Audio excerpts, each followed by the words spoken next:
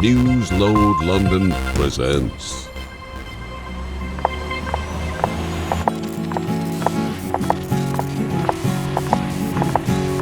Hiking up the mountains of parking lots to work for Newsload. Yeah, the game. It's not a game, man. It's not a game.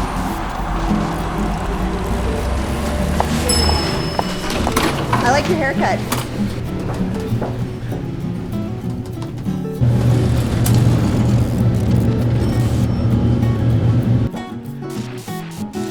Hi, I'm Carrie Anne Stephenson. We're here at Yucks Toronto, interviewing Mark Breslin. Good morning, guys. Sometimes you'll see them like for 9 cents at a garage sale. This was $3 at a garage sale right there. There you go. Is there a reason that's there? Well, yeah, this is hopefully I'm going to get you guys to sort of play a couple rounds. Hello, Mark. Hi, Carrie Anne. How you doing? That was probably the longest introduction that you've had in a while. No, actually, some of them go on for months. I met Jim Carrey the first time when I had the little club in the community center. 14 years old, and he was in a leisure suit, and he went on stage and did bad impressions of like show business greats that he should not really be relating to, like Henry Fonda and I don't know who, Muppet and Kermit the Frog and Elvis. And people didn't laugh, he wasn't funny, and he was too young. Well, with Jim, it was simpler. We just took a hook, and we put it around his neck, and we yanked it, and we yanked him off stage. Jim never forgot that. He never came back. He was so freaked out by it. Until we opened up the full-time Yucks 2 years later, and then Shem showed up. And now he's 16 or 17 years old. And, you know, he's an adult. He had practiced his act at, county fairs, and now he was pretty good. In fact, he was very good. The audiences loved it. He would fall down. He was a very physical act. And I was more the kind of act and the kind of comic guy who liked somebody who would just stand there and tell great lines. So we were never going to see eye to eye on what we did. Jim became famous at Yucks that season. About a month ago, I was inducted into the Canadian Comedy Hall of Fame. And somebody has to sort of nominate you publicly.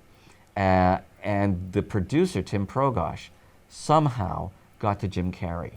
And Jim Carrey was the one. He had a tape of him nominating me, which was great. And that was terrific that he did that. That was about as big as it could get.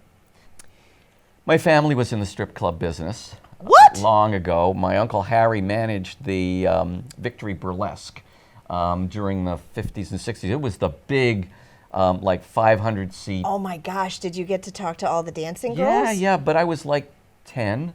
That's perfect. That's just when you develop your... Did you ever see All That Jazz, the movie All That Jazz? It's a fantastic movie. It's about Bob Fosse's life. I know Fosse, I know... Yeah, watch the movie. Okay. Anyway, there's a scene in it, because he sort of had a similar kind of background, where he would go in and as a little boy, and the strippers, who were not... They were kind of more maternal in those days. Yeah. Would fawn all over him, and and they weren't naked. They'd be in, all kinds of bras and feathers and boas and things. Yeah, and they would fawn all over him. That was kind of my childhood in a lot of ways. What a lucky guy you are. My uncle Harry was an older guy. Everybody loved him. He was great. He was very, very careful to, be a good guy to the strippers. Just before Yucks, the only place where comics could play would be these strip clubs. And there were a number of them. Burlesque, vaudeville. Right, and they weren't licensed establishments. No. There was one called Starvin' Marvin's. There was one, these were all on Yonge Street in the early 70s, late 60s. It's a period of comedic history that really, in Toronto, that really has never been written about or talked about a lot, but that was the thing back in 1970, 1974, 1976, around in there. I can tell this story because the person is no longer living. Mike McDonald, the great Mike McDonald, had such a horrible heroin addiction and coke addiction that he wound up owing $25,000 to a bunch of dealers who were going to, cut his legs off. Who were going to break his legs if he didn't pay up. He didn't have the money. So I scrounged together $25,000. How did you do that? Just the bank? I went to everybody I knew, and I put it all in a briefcase. And Mike and I went down to Cherry Beach late at night with $25,000 in a briefcase. And these guys was like out of a movie. And these guys show up in a car, and they get out, and they go, "You got the money?" And I said, "I have the money." And they looked at the money. They counted the money. They said, "Thanks very much. We won't bother him again. We're not going to sell to him again." I said, "I'm glad of that." And then Mike owed me the $25,000, and he paid it off. He paid you back every cent? He paid me back every cent. And he stopped doing, I got him into a program, and my doctor, who orchestrated this, said, "Don't expect much. Most people, they slip back." I said, "I don't know what else to do. I have to do it. He's my best friend in the business."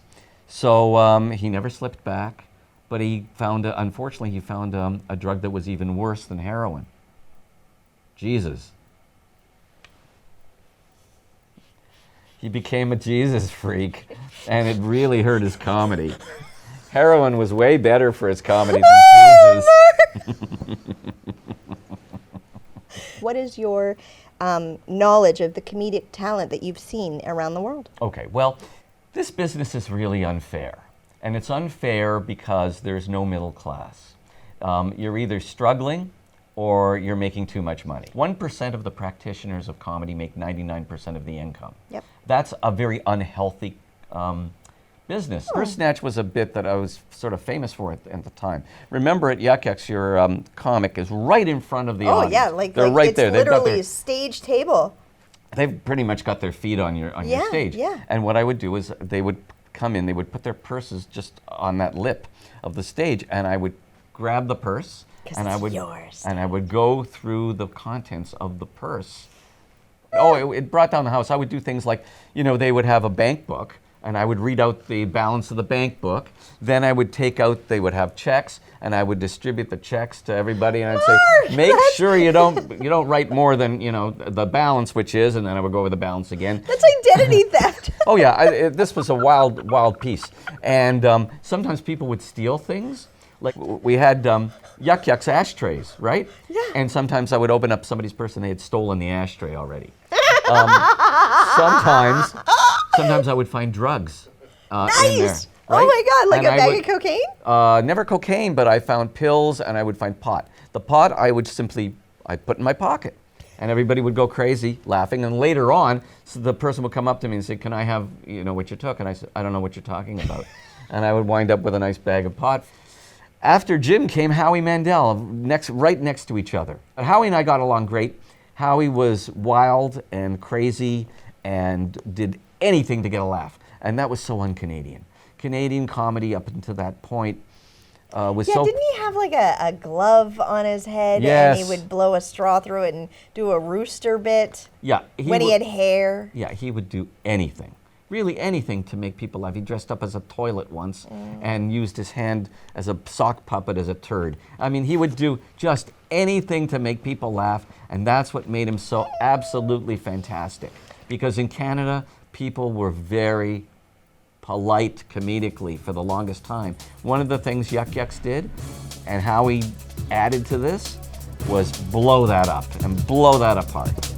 Can I say no? Okay, yes. Thanks. Okay, thank you. We'll do that as a separate shtick later. Maybe. If you're okay with that. Maybe. No, I just think that he's jumped the shark. This is the Newsload.